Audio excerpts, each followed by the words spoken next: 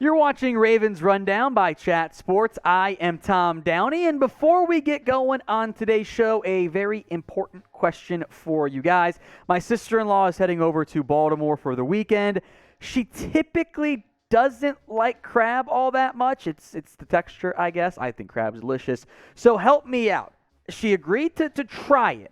What is the one spot that she should get crab cakes in Baltimore? Drop the spot for me in the comments section so I can send her in the correct direction. Let's get into some rumors on the Baltimore Ravens. Begin with a possible Chuck Clark trade. The trade rumors have been swirling around Clark pretty much from the second that the team stole Kyle Hamilton in round 1 of the NFL draft. And the latest report coming out of Philadelphia is that the Eagles had some interest in Chuck Clark, kind of, sort of. Here's what Adam Caplan, who is the host of the Inside the Birds podcast, said. Quote, the Ravens were trying to trade Chuck Clark during the draft, and they talked to the Eagles.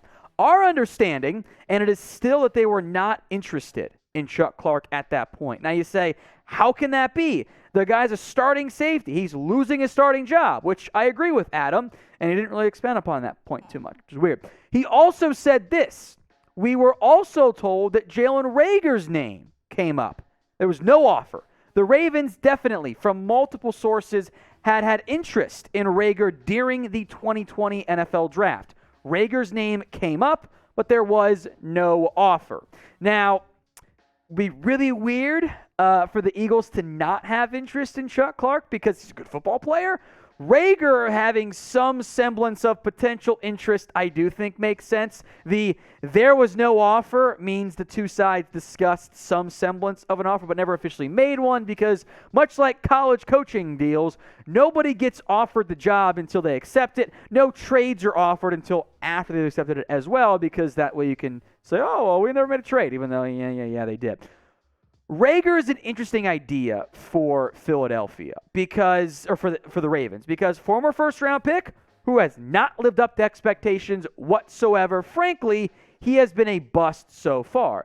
But if you're getting Reagor as a potential hypothetical piece for a Chuck Clark trade, I expect the Ravens, and correctly so, would want more in exchange than just Jalen Reagor because Chuck Clark is better at his position than Jalen Reagor is. So here's our hypothetical trade idea for the Ravens and the Eagles. Would you have interest in doing this deal? 4th round pick and Jalen Reagor go to the Philadelphia Eagles in exchange for Chuck Clark. Ravens get a receiver and a somewhat premium pick. Eagles get a starting caliber safety. So who wins this, again, hypothetical trade? Type BAL for the Baltimore Ravens or PHI for the Eagles. This is the pinned comment on today's video. So if the ad break comes here on YouTube, I want you guys to take advantage of it. Head down there and type in who wins the trade, BAL or PHI. I myself, I still might go Philly, but it's close. Let's update you guys on Marcus Peters now as the starting corner who tore his ACL before week 1 of last season. In theory, should be back well before the start of this year's season with a timeline there. Call it a year. That's plenty of time to get healthy there. Once Peters is back, he is going to start. The Ravens could have moved on from him. They did not. They clearly still view Peters as a key part of this team's defense. Now, so far, the Ravens and Peters have been hesitant to put an exact time frame on his return, which isn't that concerning. As we get closer to training camp and or the preseason, if he's not back by then, I'll be getting a little bit more concerned. Here was what one report from Jeff Zrebiec had to say about Peters. Quote, or I should say the tweet, caught up with Ravens cornerback Marcus Peters today. Peters, who missed all of last year's torn ACL, said he's in good spirits and making good progress in his recovery. Quote, I'm in the right place, going in the right direction with my leg. I have no doubts that Peters will be out there in week 1 because that's plenty of time for the average football player to get healthy, and Peters is at least above average, I would say. So if you are excited to see Peters back out there on the field next year, like the video for me. right now. Show some support. Help speak it into existence that Marcus Peters will be back out there for the Ravens in 2022. Here is the depth chart right now here for the Ravens overall at the cornerback spot. And you clearly need Marcus Peters out there, right? Because Marlon Humphrey is a stud, a star, whatever praiseworthy term you want to use for it.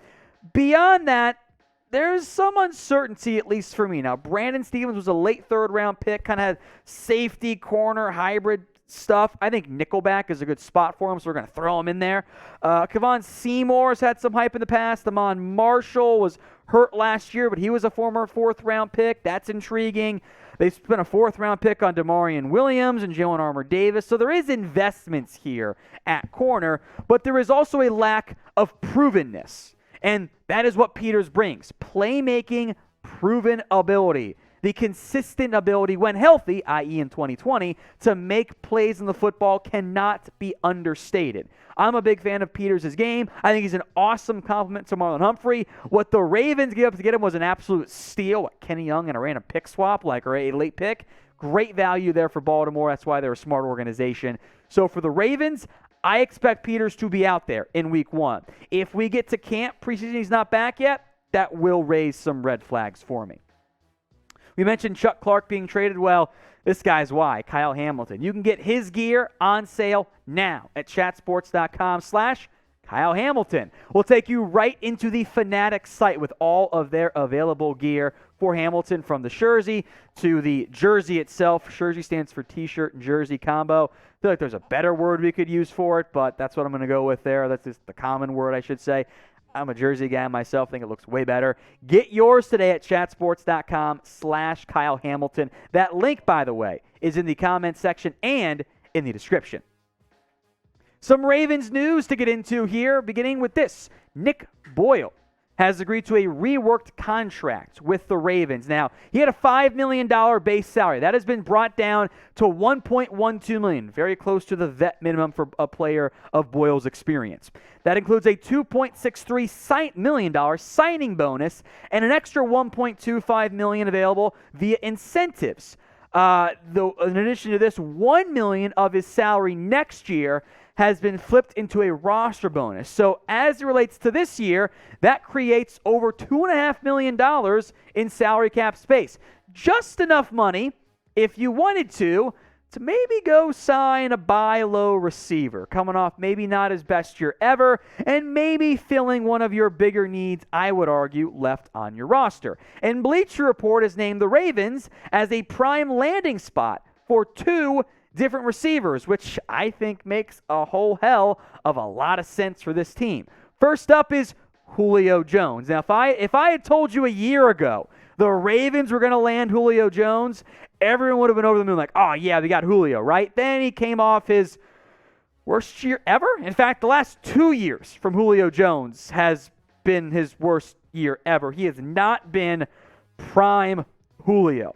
31 catches, 434 yards, 1 touchdown. That is not the Julio that everyone knows and loves and considers one, if not the best receiver of his prime and of his generation.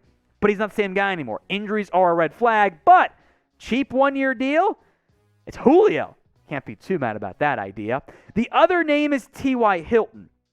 I think I would prefer Julio because he offers you the true bigger size. Not that Rashad Bateman's small, by any mention, but the bigger size that you don't really have right now on this roster. But Hilton also has battled injuries over the years. He's not the same guy he was in his prime. So both of these players fit a similar archetype. The older, experienced, once great, or off the charts great in Julio's case, veteran has hit a rough patch and might not ever return to his normal form.